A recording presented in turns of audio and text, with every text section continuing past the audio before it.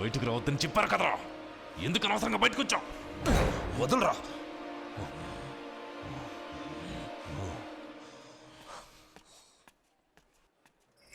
దామోదరం, రే దామోదరం, బండాపరా. ఏంట్రా చెప్పా పెట్టకుండా ఊరు వదిలి వెళ్ళిపోతున్నావు? ఇది నీకు న్యాయంగా ఉందా? ఇంకా ఈ ఊళ్ళో ఏముందని బయట ఊరు నుంచి రౌడీలను దింపుతున్నారు. జయేంద్రని ఖచ్చితంగా లేపేస్తారు. ఎప్పుడయ్యా? ఎప్పుడు? నానా ఆకలని పాపం నా పిల్లల కడుపు కాలి ఏడుస్తున్నారయ్యా. ఇంట్లో ఒక్క బియ్యపు గింజ కూడా లేదు. అది చూసి ఏ తండ్రి మాత్రం తట్టుకోగలరు చెప్పు? అయ్యా ఏడుకొండలవాడా, నువ్వే ఈ ఊరిని కాపాడాలి.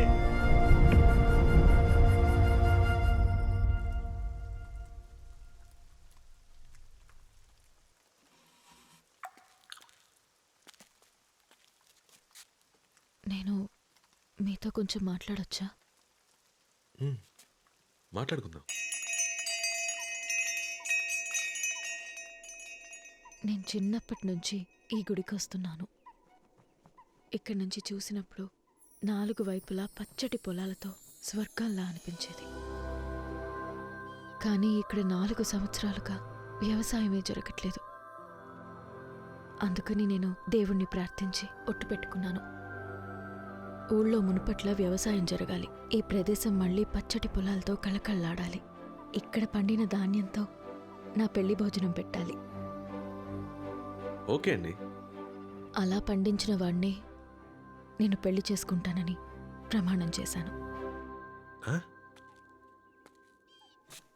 మీరు అనవసరంగా నా వెంటపడి టైం వేస్ట్ చేసుకోకండి. నేను నా ప్రమాణాన్ని తప్పలేను. మీరు వచ్చిన పని చూసుకుని బయలుదేరండి. వచ్చినప్పుడు రుక్మిణి, ఏంటండి ఇది? చిన్నపిల్లలాగా ఒట్టు పెట్టుకున్నాను తప్పలేనంటున్నారు. ఏదో నాకు సూట్ అయ్యేటట్టు ఒక స్టీవ్ జాబ్స్ అవ్వాలి, సుందర్ పిచ్చయ్ అవ్వాలి, ఒక బిల్ గేట్స్ అవ్వాలని చెప్పండి. మీకోసం తప్పకుండా ట్రై చేస్తాను. నేను వ్యవసాయం ఎలా చేయగలను చెప్పండి.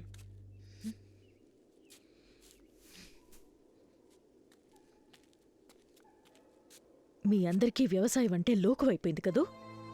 నువ్వు చెప్పావే బిల్ గేట్స్, స్టీవ్ జాబ్స్ అని. వాళ్ళకి నీకు కలిపే ఇక్కడొక రైతు తన పిల్లల్ని కూడా పస్తులు పెట్టి వ్యవసాయం చేస్తున్నాడు. కాలికి మట్టంటకుండా పైన ఎండ పడకుండా ఎంత డబ్బైనా ఇచ్చి తినే తిండిని తాగే నీటిని కొనుక్కోవచ్చనుకునే మీలాంటి వాళ్ళకి వ్యవసాయం చేసే వాళ్ళ విలువేం తెలుస్తుంది?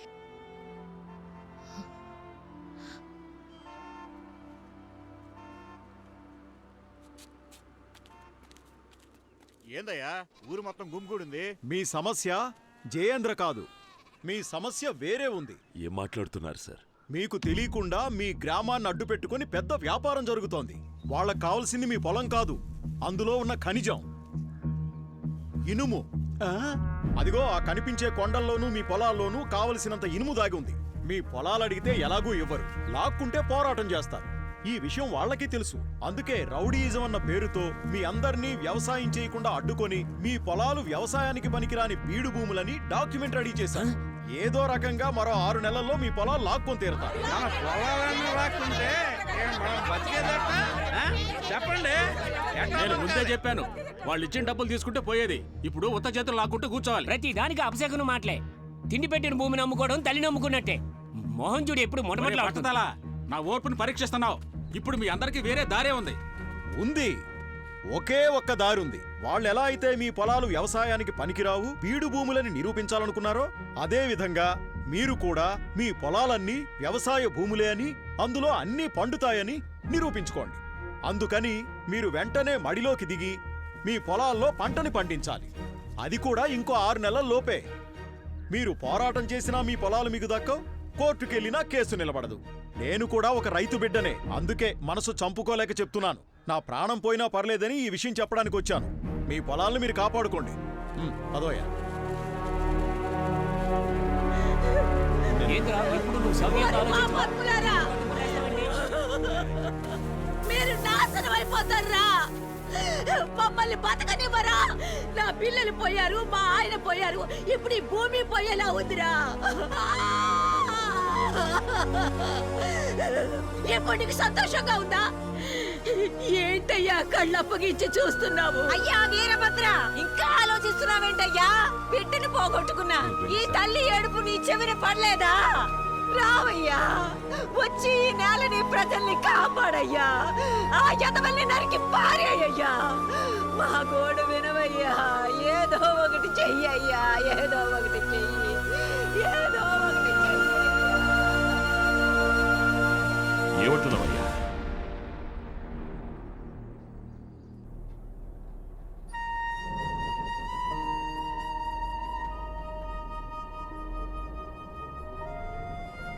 ఏంటయ్యా కళ్ళప్పగించి చూస్తున్నావు? నువ్వు మా కోసమే వచ్చావంట కదా మావయ్య. వచ్చి ఈ నేలని ప్రజల్ని కాపాడయ్యా. ఆ యదవల్ని నరికి పారేయ్యా. బాయ్ ఏంటి బాయ్? రేయ్, నువ్వు సుల్తాన్తోనేగా ఉన్నావు? సుల్తాన్తోనే ఉన్నాను. ఈ రోజు సాయంత్రం వరకు సుల్తాన్ మార్కెట్ వైపుకి రాకుండా చూసుకో. ఎందుకు బాయ్? బస్సు మార్కెట్ దగ్గరికి వస్తుంది. ఎవరో మార్కెట్కి వస్తున్నారా? బాయ్, నేను రెడీగా ఉన్నా. అన్నా రెడీ అన్నా.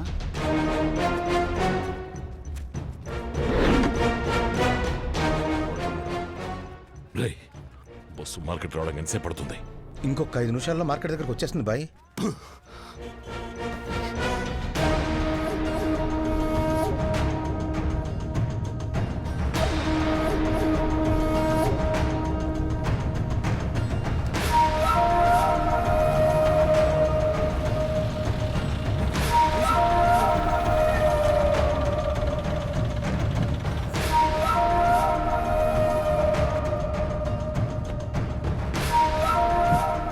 రాయ్, ఎవరనేది చెప్పేంత వరకు ఒక్కడిని వదలొద్దు. కొత్తగా ఎవరు కనిపించినా వాడిని ఎత్తుకొచ్చేయండి రా. రేయ్, మేము రెడీ. బాయ్, మేము రెడీ. ఎవరు తొందరపడకండి, నేను చెప్పేంత వరకు వెయిట్ చేయండి. ఊళ్ళోకి మనుషులు దింపింది ఎవడ్రా? కరెక్ట్ స్పాట్ లో ఉన్నాడు. నాకు తెలీదయ్యా. ఆగండి, ఇప్పుడు నేను చెప్తాను. చెప్పు బాయ్. మిస్ అవ్వకూడదు, అర్థమైందా? గిలిపోద్ది. ఎవడ్రా? బాయ్, వినపడుతోందా? ఆగు. ఎవడ్రా? రేయ్, చెప్పరా.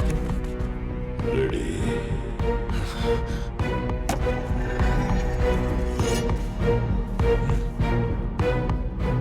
2 నిమిషాలే మీకు టైం ఇస్తున్నా.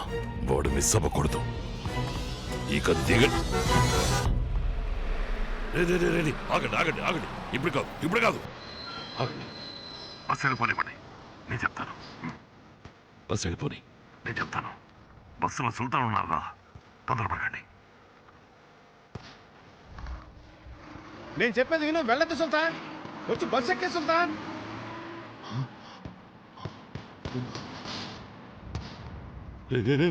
ఆగండి. ఏమైనా ఏం చేయగలరా? సుల్తాన్ రా.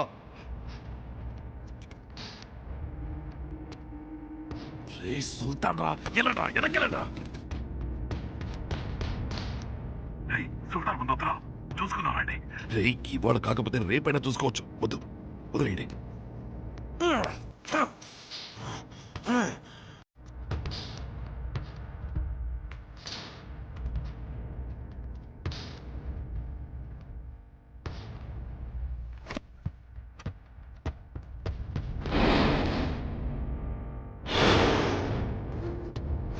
అయ్యా నాకేం తెలియదు, వదిలేయండి అయ్యా.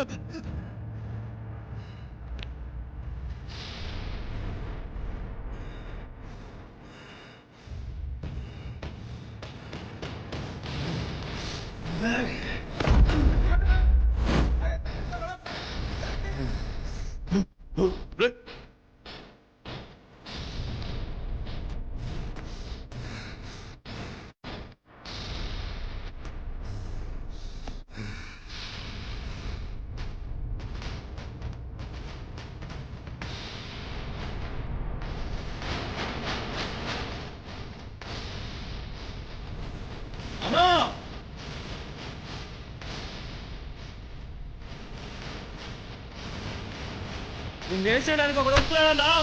ఎవడ్రా?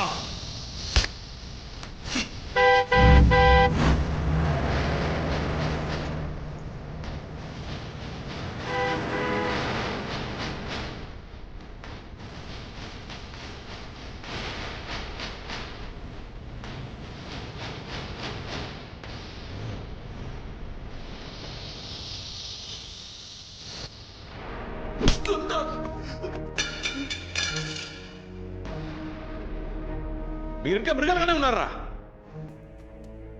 ఇంకొక నిమిషం ఊళ్ళో ఉండకూడదు. బయలుదేరండి. అది కాదు సుల్తాన్. చెప్తున్నాడు మావయ్య. సుల్తాన్, ఇది పెద్దయ్య గారు ఇచ్చిన మాట. దాన్ని మేము కాపాడాలి. పోయిన వాళ్ళ సంగతి సరే, ఉన్న వాళ్ళ మాట ఏంటి? నేను బతుకున్నంత వరకు మిమ్మల్ని ఎవరిని కత్తిపట్టనివ్వను. ఇంకా పదండి.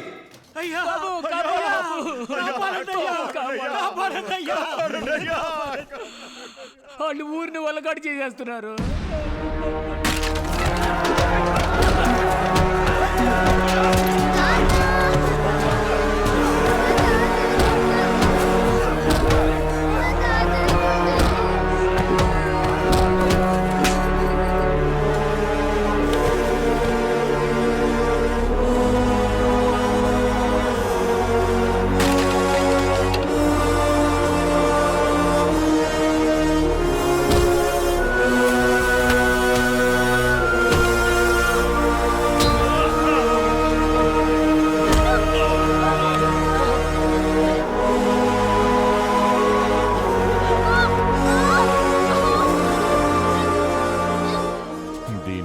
లొలవడానికి ముందు మర్యాదగా మీరే చెప్పేయండి, ఎవడ్రా మనుషుల్ని దింపింది?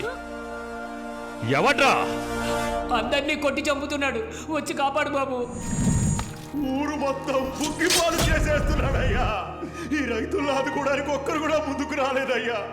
అప్పుడు మీ నాన్నే మమ్మల్ని మా పొలాల్ని కాపాడుతానని మాట ఇచ్చారయ్యా. అయ్యా, ఆ మాట నమ్మే ఊరంతా ఎదురు చూస్తోందయ్యా. వచ్చి కాపాడండి అయ్యా, కాపాడండి. సుల్తాన్, తప్పు చేస్తున్నాం అనుకోకండి. మీ నాన్నగారు ఇప్పుడు ప్రాణాలతో లేకపోయినా ఆయన బిళ్ళకిచ్చిన మాట ఇంకా అలాగే ఉంది. మీరు ఈ ఒక్కసారికి కత్తి పట్టే అవకాశం మాకివ్వండి. ఆ తర్వాత మీరేం చెప్పినా మేము వినడానికి సిద్ధంగా ఉన్నాం. ఈ ఒక్కసారి మమ్మల్ని ఆపకండి సుల్తాన్.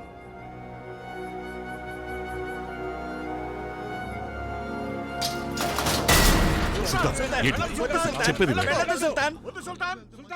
వాడు మీకంటే మొండోడు కాకపోవచ్చు, అన్నిటికీ కత్తులే పరిష్కారం కాదు మావయ్య. నేను మాట్లాడతాను వాడితో.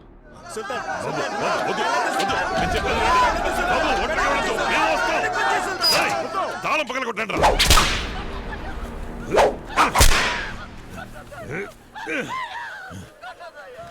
వీడు కాదని నాకు తెలుసు.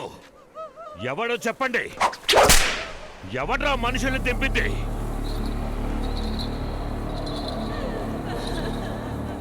నా బిడ్డను అన్యాయంగా చంపేశారు కదరా.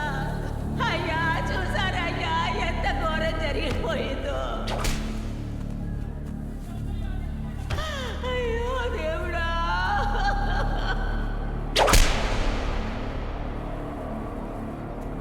మావయ్య, మావయ్య, మా తాతని కొట్టి పడేశారు మావయ్య.